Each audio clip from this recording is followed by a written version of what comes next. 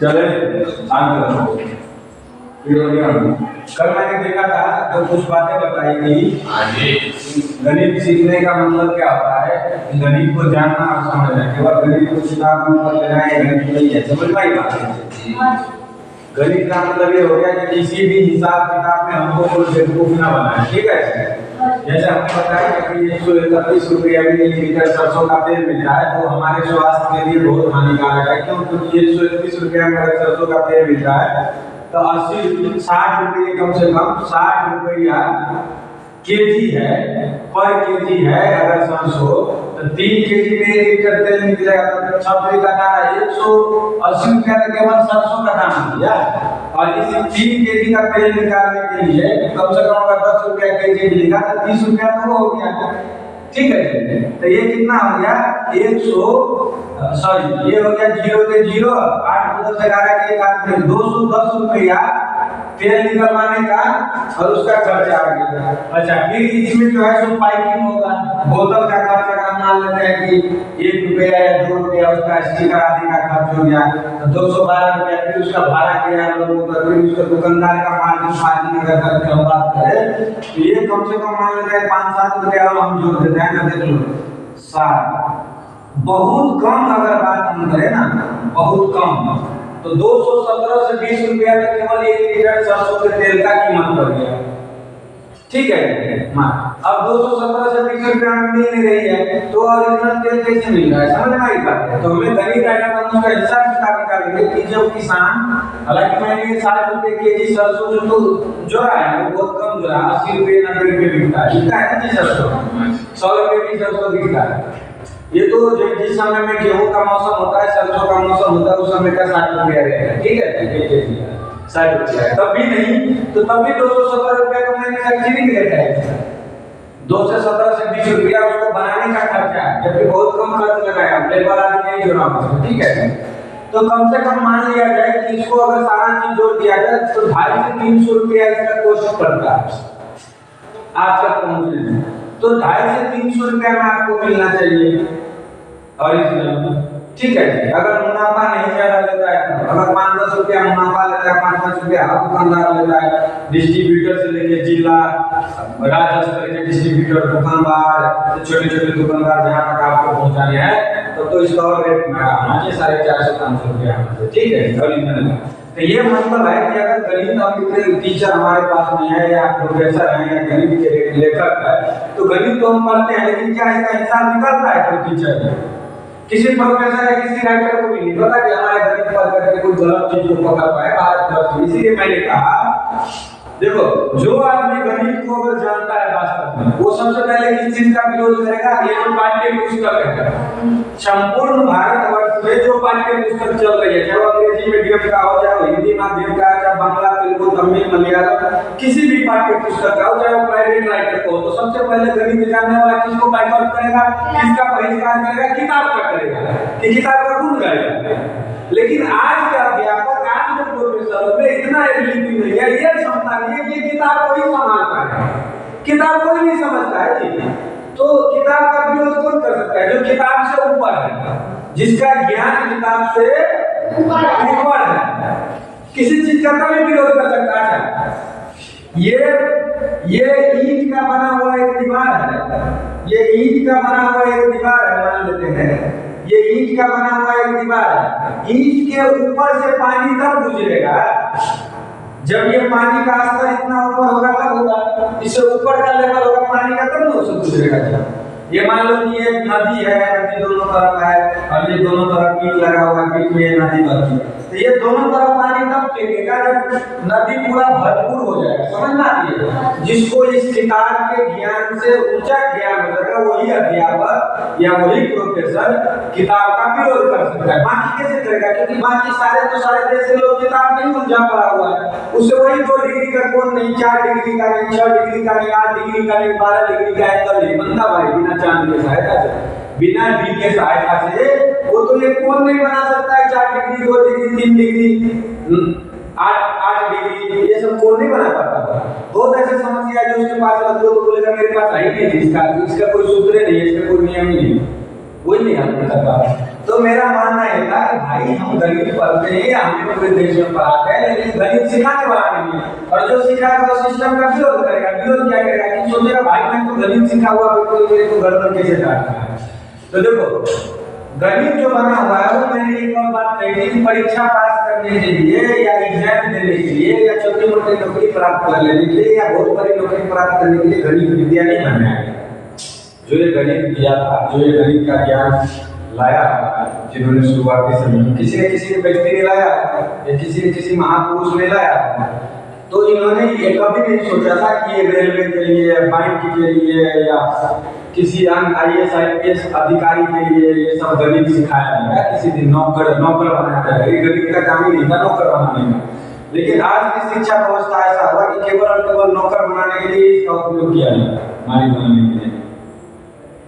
नौकरी के लिए तो सारे लोग पढ़ते हैं, पढ़ते हैं, रात दिन काम आते हैं।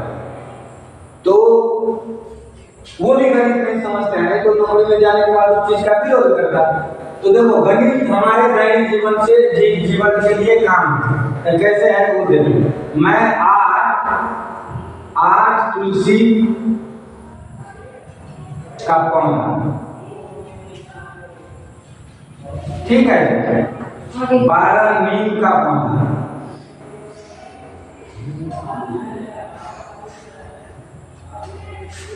और 18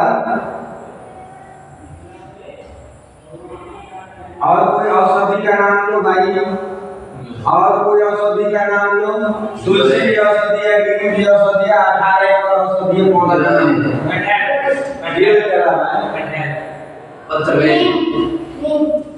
नीम तो ले ही गया, पत्थर बेल या बेल पत्थर बोलो तुम हमारा पता है, ठीक है। तो ये इतने पौधे लाए हैं, ठीक है। ये क्या किया है हमने, 8 तुलसी का पौधा लाया है, 12 नीम का पौधा लाया है और 18 पत्थर बेल का पौधा लाया है। ये मैं सवाल बना जो रहा हूँ, ये तीसरी कक्षा से शुरू होती है और ये 10वीं कक्षा तक रेगुलरली पढ़ाया जाता है और 9th को छोड़कर। हालांकि 8 और 9th में भी पढ़ाया जाता है, लेकिन दूसरे तरीका से पढ़ाया जाता है, ठीक है। 8 और 9th में भी पढ़ाया जाता है, लेकिन दूसरे तरीका से पढ़ाया जाता है। तो लगभग ये हम अगर बात करें तो तीसरी से लेकर 10वीं कक्षा तक ये पढ़ाया जाता है, इसी सवाल को, इस समस्या को ठीक करने में। तो समस्या क्या है, तो देखो ये हमारा एक खेत है, ये हमारा एक खेत है। अब इस खेत का नाम है ABC और D। इस खेत में हम इन सभी पौधों को इस तरीका से लगाना चाहते हैं कि कितना पौधा यहाँ लगाएं, जितना पौधा ऊपर के पंक्ति में लगाएं उतना ही बीच उतना ही लास्ट। मतलब एक लाइन इधर से भी गिनोगे तो उतना पौधा, उधर से भी गिनोगे तो उतना, उधर से भी उतना। मान लो इधर से 6 है तो यहाँ भी 6, यहाँ भी 6, इधर से अगर 3 है तो यहाँ भी 3, यहाँ भी 3, यहाँ भी 3, यहाँ भी 3। समझ में आया मैं क्या कहता हूँ? मतलब एक पंक्ति में हम पौधा को सजाना चाहते हैं। तो इसको सजाने के लिए हम गणित में कैसे हिसाब करेंगे, चुटकियों में हमारे हिसाब निकल जाना चाहिए। तो इस तीनों का हम HCF याद करेंगे। क्या याद करेंगे?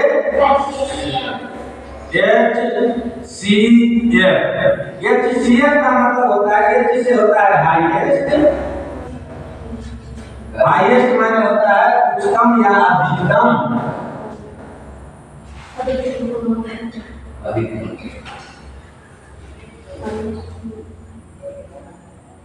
उच्चतम।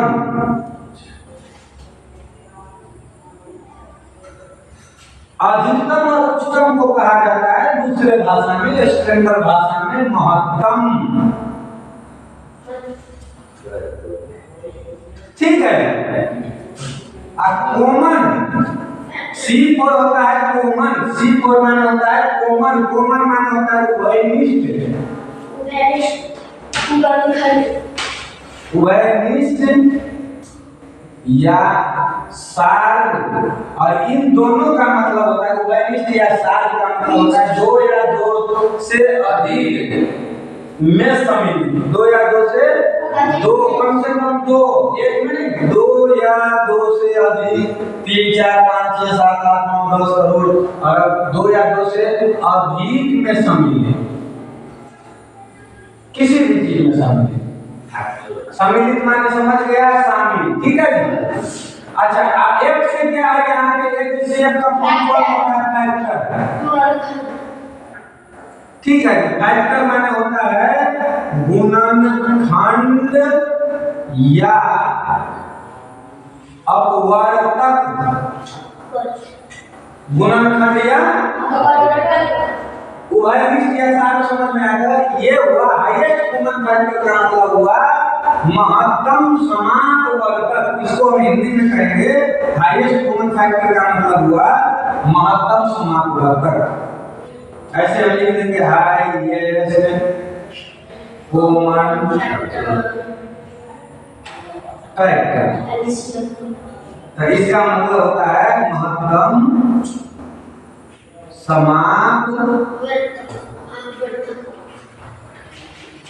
समापवर्तक का मतलब होता है समान अपवर्तक वाला, जो सबसे बड़ा समान अपवर्तक, जो इसमें किया है इसमें किया है। तो देखो इसको हम कई तरीका से सीखते आ रहे हैं। तीसरी कक्षा में किसी और तरीका से सीखते हैं, चौथी में किसी और तरीका से सीखते हैं, पांचवी में किसी और तरीका से सीखते हैं, छठी में सीखते हैं, सातवीं में सीखते हैं, आठवीं में, नौवीं में और 10वीं में भी सीखते हैं हम अलग अलग तरीकों से। तो अब हम ये क्या करेंगे कि महत्तम समापवर्तक ज्ञात करने के कई सारे विधि है, उसमें से पहला जो विधि है वो है गुणनखंड विधि। कौन सा विधि से? गुणनखंड विधि से। गुणनखंड क्या होता है? किसी संख्या का गुणनखंड वे सभी संख्या होता है जो उस संख्या को पूरा पूरा डिवाइड करते हैं, विभाजित करते हैं। समझ में आई बात? तो जैसे 8 का गुणनखंड अगर हम निकालेंगे, 8 को 1 पूरा पूरा डिवाइड करेगा, 2 करेगा, 4 करेगा, 8 और 8 करेगा। इन देखो 8 को इन 4 संख्या से ही पूरा पूरा विभाजित किया जा सकता है, 1 से 2 से 4 से, और यहाँ ध्यान दो, कहाँ ध्यान में 10वीं का पढ़ा रहा हूँ, ये 10वीं 5वीं 6वीं सभी के पीछे तीसरा से लेकर 7वीं कक्षा तक का है। ये कोई कक्षा चलता रहता है ना, किसी ना कि हमारे बच्चों को इस कक्षा में, मुझे बहुत से झलक वो झाग लग जाता है मुझे, भाई कक्षा का तो ज्ञान ही नहीं, ज्ञान है केवल ज्ञान है, इसको कक्षा में बांट देना इनके साथ ना इंसाफी है भाई, गद्दारी है इसके साथ। ज्ञान को कक्षा में बांट देना ये गद्दारी है, सबसे बड़ी गद्दारी इस देश में ये चल रही है कि हम कक्षा में बांट दिए। हम तो है 7वीं के जी 9वीं का चीज बना ही नहीं सकते, 10वीं का चीज हम बना ही नहीं सकते, क्योंकि भाई है और गवर्नमेंट में ये काम कर रही है, चैप्टर हटा रही है, चैप्टर हटा रही है, होते 7वां में तो चैप्टर गणित में कोई जान ही नहीं है, उसको भी हटा, उसमें से भी काट रहा है क्योंकि समझ नहीं रहा है, बच्चे फांसी लगा रहे हैं। बच्चों को ऐसे टीचर मिलेगा, ऐसे बोरियत पढ़ाए मिलेगी, क्यों नहीं फांसी लगाएगा? वो समझा ही नहीं रहा काम क्या है गणित का, केवल समझा रहा है गणित पढ़ो, किताब में बनाओ, कॉपी में बनाओ। भाई कॉपी में बना के क्या करेंगे? उसको घी लगा के चाटेंगे कि मलाई लगा के? चल देखिए 12 को कौन कौन संख्या विभाजित करेगा? 12 का फैक्टर क्या होता है? तो 12 का होगा 1 2 3 4 6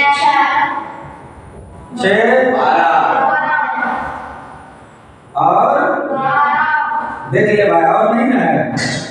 अच्छा 18 को कौन कौन विभाजित करेगा? 1 2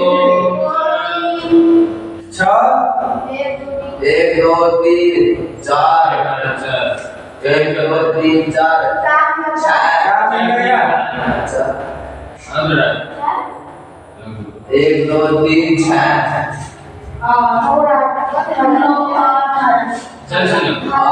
अब देखो यहाँ 8 12 18 का उभयनिष्ठ गुणनखंड। कौन सा गुणनखंड? उभयनिष्ठ या सार्ग गुणनखंड या अपवर्तक।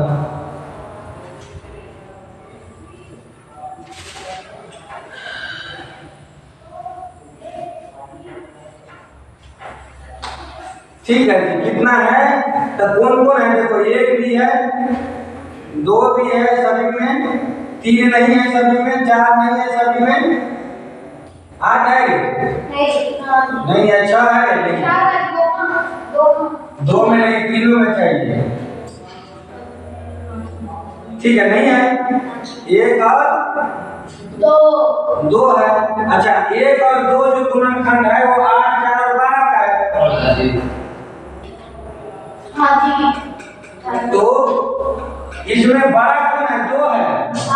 इसीलिए देखो, इसीलिए यहाँ पे होगा 8, 12 और 18 का जो महत्तम समावर्तक होगा वो होगा 2। कितना होगा? 2। Highest common factor. क्यों? क्योंकि 1 और 2 कॉमन फैक्टर है, और 1 और 2 कॉमन फैक्टर है, उभयनिष्ठ गुणनखंड है सभी में, जो सभी में सम्मिलित है। लेकिन उस 1 और 2 में सबसे बड़ा कौन है? 2। तो हाईएस्ट कॉमन फैक्टर 8, 12 और 6 का यही से जन्म होता है। महत्तम समावर्तक का जन्म कहाँ से होता है? गुणनखंड से, उभयनिष्ठ गुणनखंड से। हुआ कि नहीं? हाईएस्ट कॉमन फैक्टर यहाँ मतलब कॉमन फैक्टर है। ठीक है, उभयनिष्ठ गुणनखंड को कॉमन फैक्टर का क्या सबसे बड़ा कॉमन फैक्टर। तो अगर हम उनसे पूछा जाए कि एचसीएफ का जन्म कहाँ से होता है, तो हो गया एक विधि तो ये हो गया गुणनखंड विधि से। दूसरा है अब पहला विधि से हम ज्ञान करते हैं गुणनखंड विधि से। कौन सा विधि से? गुणनखंड विधि से एचसीएफ ज्ञान करने का विधि है। दूसरा विधि है अभाज्य गुणनखंड से, अभाज्य गुणनखंड विधि से। तीसरा है नहीं, दूसरा है भाग विधि से। दूसरा है भाग विधि से, गुणनखंड विधि से, भाग विधि से। और तीसरा है अभाज्य गुणनखंड विधि से। किस विधि से? और चौथा है यूक्लिड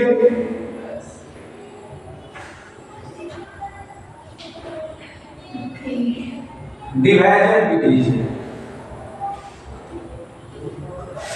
यूक्लिड विभाजन विधि से, विभाजन।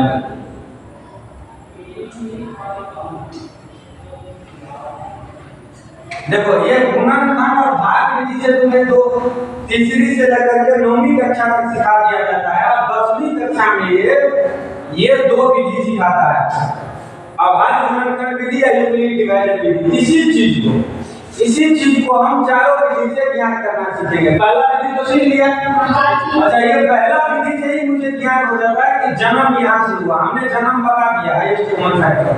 और ये 7 नंबर का 10वीं कक्षा में पूछेगा प्रश्न। 7 से 10 नंबर। कितने नंबर का? 7 से 10। किसी राज्य में ये 4 नंबर 5 नंबर का भी पूछता है। ठीक है, कहीं 10 नंबर भी, कहीं 7 नंबर भी, लेकिन ये कम से कम 4-5 नंबर का जरूर पूछेगा वो 10वीं के बोर्ड परीक्षा में। देखो, इतना सरल सवाल पूछता है हाईएस्ट कॉमन फैक्टर। तो पहले विधि से हम ज्ञान करना सीख लिए गुणनखंड विधि से। अब दूसरे विधि से हम ज्ञान करना सीखेंगे भाग विधि से। ठीक है, तो भाग विधि से सीखेंगे। तो भाग विधि से हम क्या करेंगे कि सबसे छोटे से सबसे बड़े में भाग देंगे। तो कैसे देते हैं? तुम लोग आता है कि नहीं भाई? तो हम 8 से भाग देंगे, ऐसे करके 12 में देख लेंगे। 8 गुना 16 हो जाएगा, काटे का 8, तो ये 4 हो गया। 4 को 4 से भाग देंगे इसमें 8 में, तो 4 गुना इससे। अब इससे भाग देंगे किसमें? 12।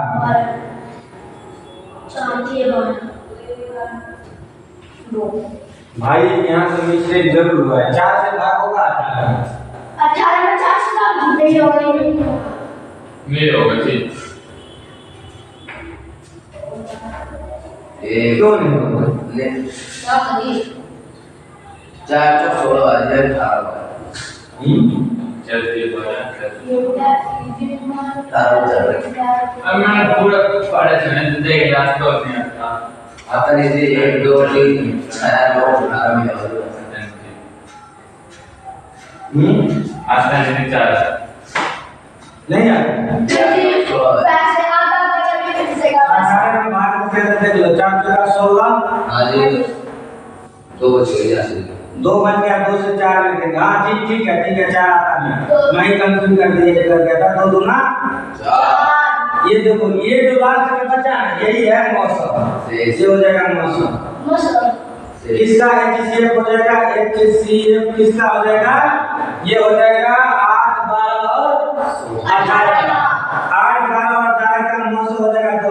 इसी से मिल गया कि अब देखो आवाज गुणनखंड की विधि क्या होता है, तो देखो 8 का आवाज गुणनखंड करोगे ना, ऐसे देखो ऐसे करो तो 2 चौका 8, फिर 4 में 2 बराबर आवाज संख्या है। आवाज नहीं है, आवाज किसे कहते हैं, उस संख्या को आवाज संख्या कहते हैं जिस संख्या में केवल और केवल 2 संख्याओं से ही भाग दिया जा सकता है, 1 से और स्वयं उस संख्या से।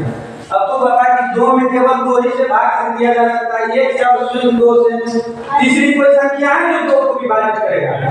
अभाज्य संख्या का परिभाषा क्या है, उस संख्या को अभाज्य संख्या कहते हैं जिस संख्या को केवल 2 ही संख्या डिवाइड कर सकता है, एक तो 1 और दूसरा वे संख्या खुद स्वयं। समझ में, उस संख्या को क्या कहते हैं, अभाज्य। इतना सिंपल है। देखो 2 दूना 4, इसका अभाज्य गुणनखंड क्या है, 2 2 2, ये तो भाज्य है इसका। इसका 2 आ गया अभाज्य गुणनखंड, आप देख लो 12 का देख लो, 12 का अभाज्य गुणनखंड करेंगे तो 2, तो 6 दूना 12 में देख लो 2 दिया। देखो अभाज्य गुणनखंड क्या है, 2 है 3 है कि नहीं। अभाज्य गुणनखंड समझ में आ गया। एक ट्री विधि से कहा जाता है, वृक्ष विधि से। देखो पेड़ के तरह चलना। अब देखो 18 का करेंगे, देख लो 2 दिया। देखो आवाज ये है, देखो इसमें भी 3 है, इसमें 3 नहीं है, 2 ही है। तो अगर लेंगे तो सब में फाइनलिस्ट कौन है, 2 इसमें भी है, 2 इसमें भी है, 2 इसमें भी, एक 2 है ना सभी में, तीनों में। लेकिन और कुछ तो नहीं है, 2 तो है नहीं। तो यही इसलिए आवाज गुणनखंड विधि से 8, 12 और 18 का मौसम कितना हुआ है।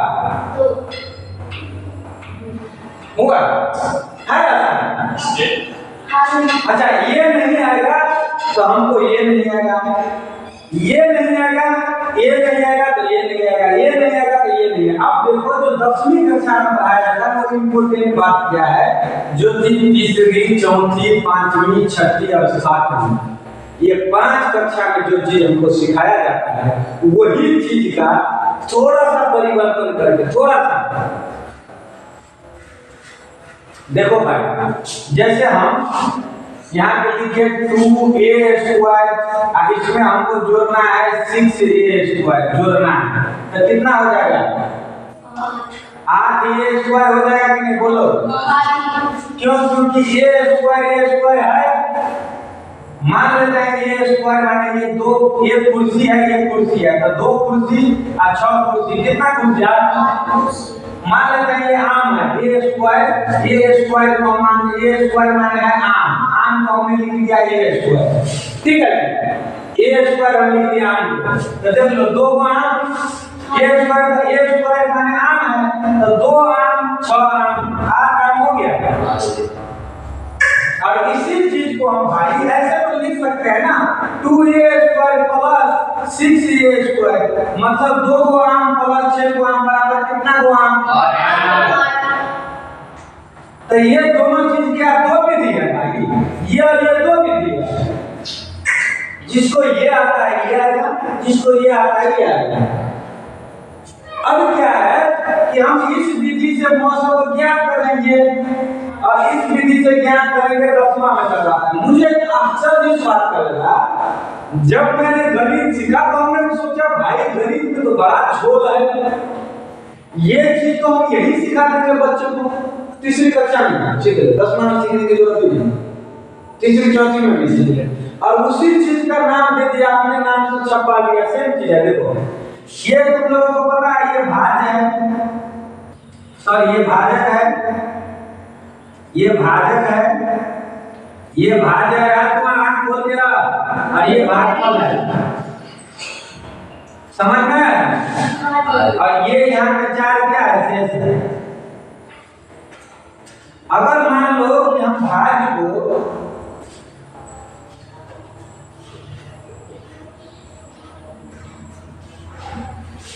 देखो इन दोनों में भाग देंगे हम 8 और 12 का 900 निकालेंगे। देखो यहाँ पे इसको हम भाजक को हम a मान लिए, भाजक को हम b मान लिए, और भागफल को हम q मान लिया, और शेषफल को अगर हम r मान लिए तो इसको हम ऐसे लिख सकते हैं 12 बराबर r गुने a q मान 1 और शेष 4। देखो आधे का मान 12 है कि नहीं। अब देखो इससे भाग दे रहे हैं, ये फिर आ गया यहाँ पे, ये देखो ये क्या है, ये आ जाएगा a और ये है तुम्हारा b, यहाँ पे b अब आ गया 4 और ये आ गया q और ये यहाँ पे शेष आ गया 0। यहाँ पे 8 में से आ जाएगा कितना होगा, 0 होगा। हाँ जी 0 का शेष r बराबर 0 है। देखो तो यहाँ 8 डाल देते हैं, ध्यान से देखो 4 गुने 2 और 0 देखो 4 गुना 0 क्या है। तो इसका मतलब ये हुआ कि 8 और 12 का जो मौसम है, तो यहाँ पे 4 निकल गया, यहाँ पे 4 ये 20 है, तो 20 से भाग देंगे हम 4 से भाग देंगे सॉरी। तो अब यहाँ पे b क्या है, b हमारे पास है 4 और ये हमको क्या है, हमने ये ले लिया था a में हमने 2 चीज लिया था, क्या लिया था 8 और 12 में से हमने लिया था 12 ले लिया था। अब हम लेंगे 18, देख लो 18 अगर हम a की जगह पर लेंगे तो 18 बराबर b प्लस r की जगह पर, तो b से भाग देंगे, b है यहाँ पे 4 से भाग देंगे तो 4 चौका 16 और 2 18, फिर ये 4 यहाँ लगा लेंगे तो देख लो 2 दूना 4 जो 0। देखो ये b बराबर ही होता है मौसम, b बराबर 2 है लास्ट में, ठीक है। और लास्ट वाला जो b होगा ना, किताब के लिए 10 में किताब है a बराबर bq प्लस r में यही भाज, देखो ये है a बराबर bq प्लस r में है भाज बराबर भाजक गुने भागफल जोड़ शेष। ये 10वीं कक्षा में यूक्लिड डिवाइजर विधि से अगर तुम 2 या 2 से अधिक संख्या का मौसम निकालोगे जैसे बोलेगा तो देख लो, इसमें अगर हम इस पेन को लगाएंगे ना तो 2 पेन ही लगेगा, यहाँ से यहाँ 2 2 2 2 2 2 देखो 8 पेन है, तो देख लो 2 पेन लगा दिए, एक पेन यहाँ लगा दिए, दूसरा पेन यहाँ लगा, फिर एक पेन यहाँ, एक पेन यहाँ, एक पेन, तो 2 4 2 6 अब 8 पेन लग गया तुम्हारा। 12 पेन लगाना है तो देखो 2 पेन बराबर बराबर लग जाएगा कि 12 में 6 बार लगा देंगे, 2 4 6 8 10, अभी इसी तरह से 9 बार लगा देंगे 2 करके, तो पूरा पेन में पेन लग गया कि नहीं, जैसे एक पेन लगा लग जाएगा ना। इसी तरह से देख लो, मान लेते हैं कि 8 लीटर दूध हम एक आदमी से लाएंगे, 8 लीटर दूध हम एक आदमी से लाएंगे, दूसरे आदमी 12 लीटर दूध लाएंगे, तीसरे आदमी से हमने ला लिया 18 लीटर दूध लाए। इन सभी को एक ड्रम में भर दिया, एक ड्रम में क्या कर दिए, ये सभी दूध इस ड्रम में भरा हुआ, इस ड्रम में भरा हुआ, ठीक है भाई। तो अब बताओ कि एक ऐसा नापना हम चाहते हैं, एक ऐसा नाप लेके आए जो इस दूध को बराबर बराबर बांट दे, इस सुई के नोक के बराबर भी दूध, एक बूंद भी दूध इस गिलास में न बचे ना अधिक हो। तो तुमको मालूम है कौन सा नापना नापेगा, 2 लीटर लेगा, 2 लीटर कितना दूध हो गया, टोटल कितना हो गया, 12 20 38 लीटर दूध हो गया। तो 38 में पूरा डिवाइड है, 38 में अगर हम 2 लीटर का नापना लाते हैं तो 2 लीटर का नापना लाएंगे तो इसमें से 2 लीटर 38 का आधा कितना हो गया, 19 बार में पूरा खाली कर देगा, समझ में आया। और इन पूरा को भी 8 लीटर को भी बराबर बराबर नाम देगा, 4 गुना 4 6 गुना 12 9 बार तीनों को नाम दिया कि नहीं नाम दिया? बराबर। अगर मान लो कि हमारे पास में 8 मीटर का एक खंभा है, दूसरा 12 मीटर का एक खंभा है, तीसरा 18 मीटर का एक खंभा है। अब हमें एक ऐसा फिता का जरूरत है जो तीनों खंभा को बराबर बराबर नाप पाए। तो 2 मीटर का हम फिता लाना पड़ेगा, समझ में आया? तो 2 मीटर 2 मीटर 2 मीटर करके 4 बार में 8 मीटर को, 6 बार में 12 मीटर को, 9 बार में 18 मीटर को नाप देगा कि नहीं? बाकी कोई फिता ऐसा है जो ला देंगे तो तीनों को बराबर बराबर नाप देगा? एक खंभा के सुई तीनों के बराबर नहीं। तो दूध में, खंभा में पेड़ लगाने के मौसम हमने सिखा दिया कहाँ कहाँ लगता है। तो जब हमने गणित को पढ़ा और सीखा तब मुझे ये समझ में आई कि भाई गणित तो इतना आसान है जिसको केवल सीखने का चीज है। अगर हम इस चीज को सीख लेंगे तो ये चीज आसान हो जाएगा, अगर इस चीज को सीख लेंगे ये चीज आसान हो जाएगा, इस चीज को सीख लेंगे तो वो चीज आसान हो जाएगा। तो हमने आज मौसम को 4 वीडियो से सीखा। पहली से 10वीं कक्षा तक में 4 वीडियो से ही केवल मौसम ज्ञान कर सकता है कोई भी व्यक्ति, 5वीं वीडियो से नहीं ज्ञान कर सकता है। तो कोई बताओ। अब देखो एक ही चीज है, 2 ज्ञान करना है। 8, 12 और 18 में केवल मौसम ज्ञान करना है। हम इन चारों विधि से ज्ञान कर सकते हैं। इन चारों विधि से कौन ज्ञान कर सकता है? जो आदमी गणित को सीख लेगा कहीं भी, और गणित को केवल सीख नहीं लेगा, हमने तुमको गणित का उपयोग भी बता दिया। मौसम का गणित की किताब में जो भी सवाल तुम पढ़ते हो, चाहे वो a स्क्वायर है, चाहे वो b स्क्वायर है, चाहे वो d स्क्वायर है, चाहे कुछ भी है, वो सबका उपयोग है। a स्क्वायर को हमने मान लिया आम है, तो 2 को आम और 6 को आम, 8 को आम हुआ कि नहीं हुआ? आम ही लिखा हुआ है। a स्क्वायर को हमने आम मान लिया। समझ में आई बात? मानते कैसे हैं? मानना जरूरी है बात। तो 10वीं कक्षा में इस विधि से सीखेंगे। मैं रहूंगा 10वीं कक्षा में, जब भी तुम लोग रहोगे, अभी 8वीं में हो, 8वीं 9वीं 10वीं 3 साल तो लगेगा। और जो लेक में 3 साल होंगे, कोई ऐसे व्यक्ति आ रहे हैं 3 दिन में रहो, जैसे आया ना, मैं उसी दिन जाने को तैयार हो गया। तो तुमको याद आएगा ये चीज। अब मैं कोई गुरु जी ने बता दिया कि 4 विधि से सीखेंगे। इस विधि में हम प्रकाश डालेंगे बराबर वीडियो थोड़ा सा आपने हमने आज केवल ये झलकियां दिखा दी हैं कि हम एक ही चीज को 4 तरीका से दिखाएंगे। ठीक है, कल इस 4 को हम बात करेंगे बढ़िया विस्तार से। और कल तुम एक सवाल को 4 तरीका से मौसम ज्ञान करोगे। अब क्या हो जाएगा कि 7वीं में 10वीं का सवाल सीख लिया, 7वीं में 10वीं का भी सीख लो, और कल 6वीं वाले आएगा कक्षा तो भी सीखा। जल्दी जाओ, हम जाने वाला कौन लेके निकालने वाला कौन है? क्या कहाँ है आवाज जल्दी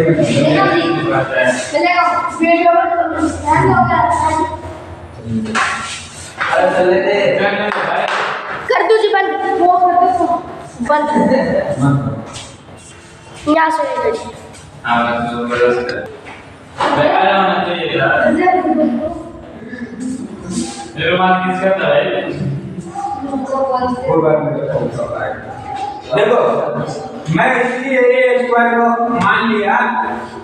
तुम लोगों को जब मैंने इसी गुरुकुल में आया था ना प्रथम बार, हमने उनको सबसे पहले तो बच्चों को गणित का सवाल पूछा था, किसी को पता नहीं, किसी को कुछ एबीसीडी नहीं करने का पता। फिर हमने हिंदी व्याकरण का पूछा था, संस्कृत का पूछा था, इसी तरह से अंग्रेजी का पूछा था, हर विषय का हमने पूछा था। मैं ही एक ऐसा अध्यापक इस गुरुकुल में आया था जिन्होंने हर विषय का पूछा था, चाहे वो आचार्य संदीपन का विषय हो, सुना होगी अंग्रेजी डिक्शनरी जो है ना, उल्टा और सीधा, ऑक्सफोर्ड का डिक्शनरी उल्टा और सीधा दोनों वो सुना देता है भाई। ऑक्सफोर्ड कंपनी का डिक्शनरी कई सारे पब्लिशर में आता है, एक तो इतनी मोटी भी आती है, एक इतनी पतली भी आती है, एक इतनी पतली भी आती है, मतलब कौन सा है था? हाँ इतनी मोटी भी आती है भाई, इतनी मोटी आती है, इतनी मोटी आती है, इतनी मोटी आती है, इतनी मोटी आती है, इतनी मोटी आती है, मतलब 90 रुपए का भी आता है, 100 रुपए का भी आता है, 900 रुपए का भी आता है, 1800 का भी आता है, 2400 का भी आता है, 3200 का भी आता है, 4000 का भी आता है, 5500 का भी आता है। तो ये संदीपन को कौन सा डिक्शनरी आ गया उल्टा और सीधा? और मैं अगर उनको लिख के दे दूं ना डिक्शनरी का बात छोड़ते, केवल और केवल ए से स्टार्ट होने वाले वर्ड मीनिंग कितना है वही बता देगा। तो नहीं बता सकता भाई। बोलना आसान है, बता नहीं सकता। हिंदी बोल दो ना तो हिंदी नहीं हो सकता। अंग्रेजी की तो बात सुन, अंग्रेजी तो फालतू का भाषा है, दूसरे का भाषा है। अरे तो खिचड़ा है, खिचड़ी, जिसमें पानी भी डाल दो, नमक भी डाल दो, हल्दी भी डाल दो, मसाले भी डाल दो, और क्या करना है उसमें, चावल भी डाल दो, आलू भी डाल दो, बैगन भी डाल दो, जो जो डालना है डाल दो, पानी डाल दो, चावल डाल दो, सारे चीज को मिला दो और उसको चूल्हे पे चढ़ा दो, और जब तक वो पकेगा तब तक उतारो। जब वो पक जाएगा, उतार जाएगा, तो उसमें से सब्जी निकाल सकते हो, नमक निकाल सकते हो, हल्दी निकाल सकते हो, कुछ नहीं निकलेगा, क्योंकि वो सभी मिलकर के एक बनेगा। तो जिस तरह से संभव नहीं है उसको निकालना, बात मत करो, इधर नहीं तो बोल के दो। तो तुमको लगता है कि किसी आदमी को याद होगा? और से अगर केवल हम कहें कि और से हिंदी में कितने शब्द हैं, बताओ तो बता सकता है? और से अजीजन बाई भी है, और से अहल्या बाई भी है, और से अनाज भी है, और से अमरूद भी है। ऐसे कर कर अगर तुमको लिखने के लिए और से स्टार्टिंग बात करो, खत्म नहीं होगा भाई। अली भी है, अली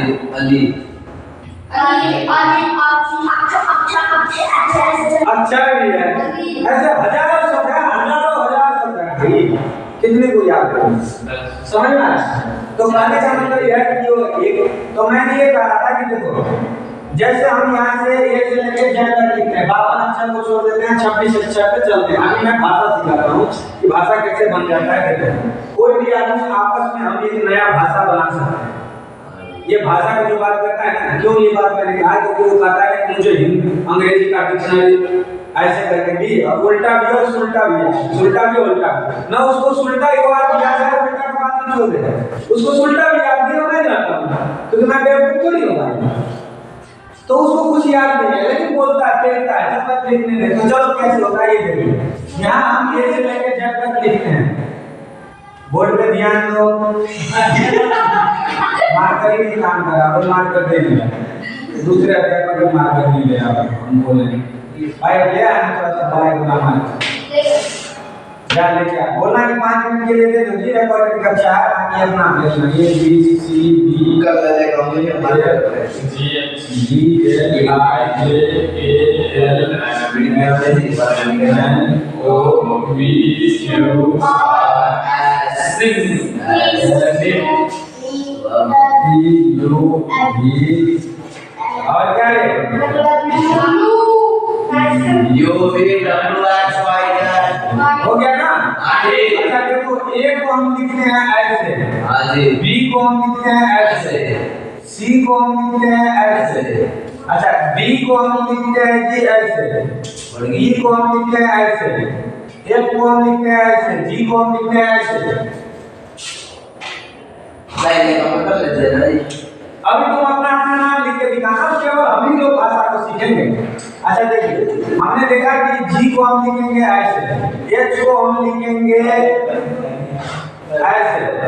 और एच आई को हम लिखेंगे ऐसे, और जे को हम लिखेंगे ऐसे, ए को हम लिखेंगे ऐसे। एल को बता भाई, आर बोले उल्टा नहीं जी, दो रन ऐसे एक सिंगल ऐसा। ए को, एल को मान लो, एल को कैसा लिख दो भाई, एल को मान लो हम ऐसे लिख रहे हैं जी, ऐसे लिख रहे हैं, चलो एम को हम मान लेते हैं कि ऐसे लिख रहे हैं जी,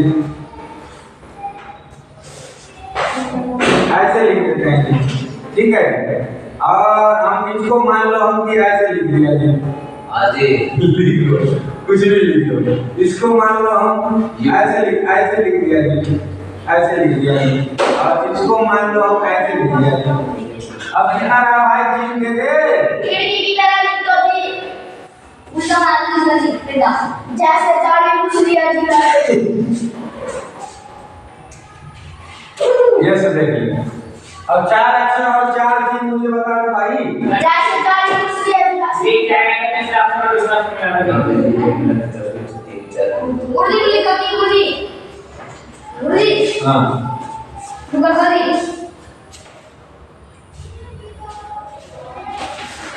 उर्दी ये कर दो जी, उर्दी देखो जी, जल्दी सुलझिया करती काटा जल्दी डबल एक्स हमारी माँ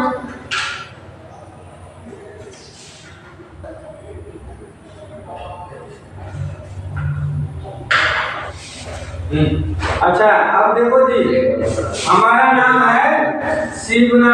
क्या है? शिवना। अब मैं अपना नाम लिखता हूँ।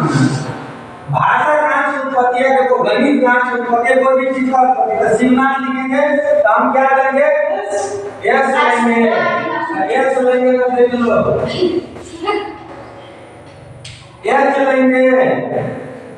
बोला जी ऊपर ऐसे आई लेंगे, उल्टा अलग का भी लेंगे, चलिए चलती है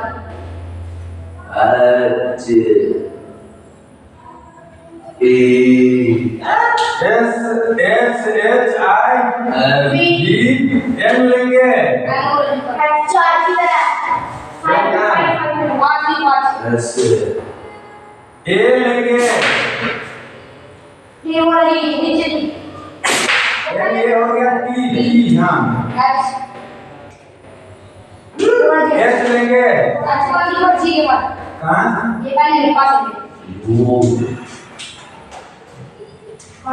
अच्छा ये बता मेरे भाई, ये क्या है? ये क्या है? ये लिपि है, ये स्क्रिप्ट है, और हमने शिवनाथ लिख दिया। आप तुम लोग अपना अपना नाम लिख के लिखो। अपना अपना नाम लिख के लिखो।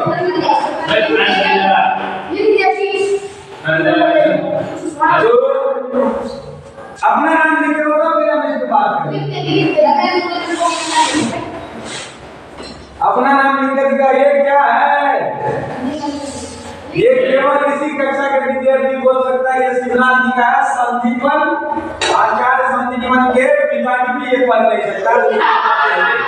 इसको बोला जाता है, सुन, इसको बोला जाता है। जल्दी लिखो अपना नाम, मैं इसको बताऊंगा। देखो मुझे सबसे ज्यादा जो शिक्षा को, ठीक है भाई, मेरा भी ठीक है ना जी। जल्दी लिखो अपना अपना नाम। जो शिक्षा को बर्बाद करने में जी जान रात दिन मेहनत कर रहा है, खुद को महान एकदम से जनक बन बैठा है। ठीक है भाई, ठीक है भाई। अच्छा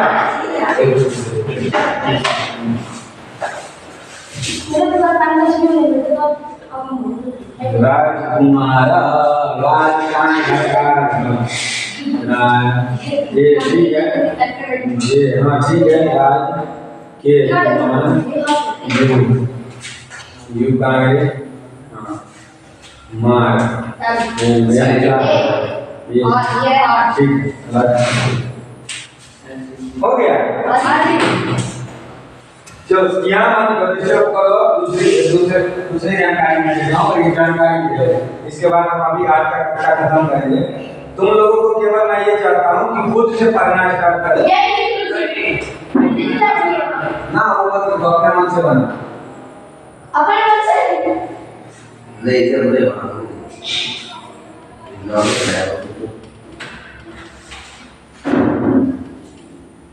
ये लिखना नहीं, अपने मन से भाषा बना लेना। ए से जेड तक लिख लेना। ए से जेड तक अपना मन से चीज लिख लेना। कोट फूट पाना ढिमक का जो भी समझ आ गया। और अब देने के बाद में देखो, अगर हम सबको आज हमारी मेरी एक बेटी है, अभी 1 साल की होगी 1 अगस्त को, अगर मैं उसको ABCD के जगह पर ये लिख के सिखाऊं और उनको बताऊं ABCD EFG HIJKLMNOPQRST, हमारी बेटी इस तरह से शिवनाथ लिखेगा कि नहीं? हाँ जी। लिख देगी? हाँ जी। वो शिवनाथ इस तरह से लिख देगी, उस तरह से बंश लिख देगा। और मेरी बेटी एक नई भाषा का आविष्कार कर जाएगी इसीलिए लिखती है। और मेरी बेटी भी दूसरे को सिखा दे, तीसरे को सिखा दिया। हम सब इसी लिपि को सीख ले, इसी लिपि को सीख ले। हम तो ऐसे भाषा में नाम लिखेंगे जी, तो एक नया भाषा हो गया कि नहीं? हाँ जी। हम चाहे तो इसको इसका टोन को भी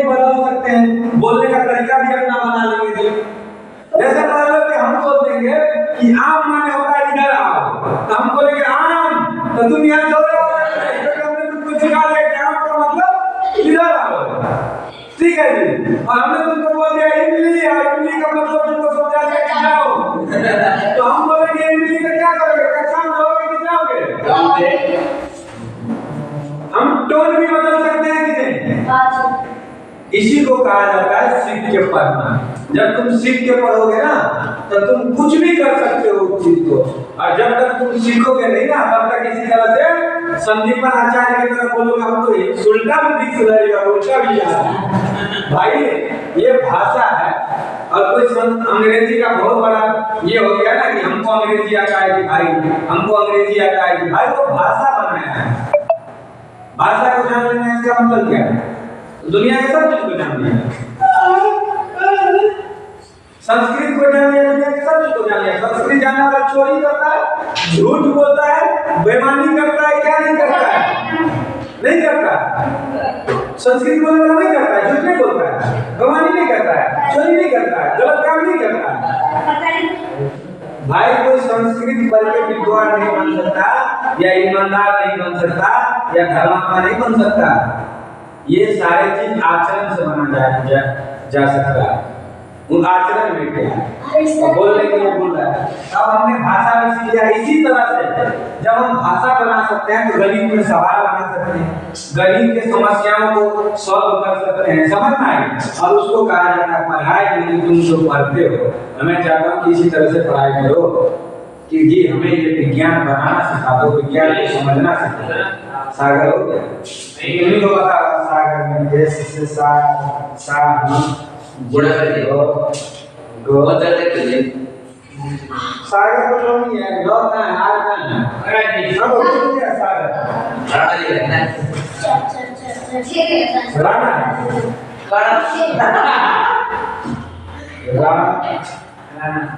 हाँ ठीक है, सागर राणा है। देख लो तुम लोग भी पढ़ सकते हो, सागर राणा लिखा हुआ है। बस देख ले कल हम ये बराबर बिंदु वाला सहार में सीखेंगे मौसम निकालना, ठीक है? गुणनखंड और आवाज गुणनखंड से निकाल लो, ये दो चीज को समझ में आ गया होगा। आवाज गुणनखंड विधि से हम तीन संख्या का मौसम निकालने के लिए मान लो कि हम तुमको बोलते हैं 6 8 का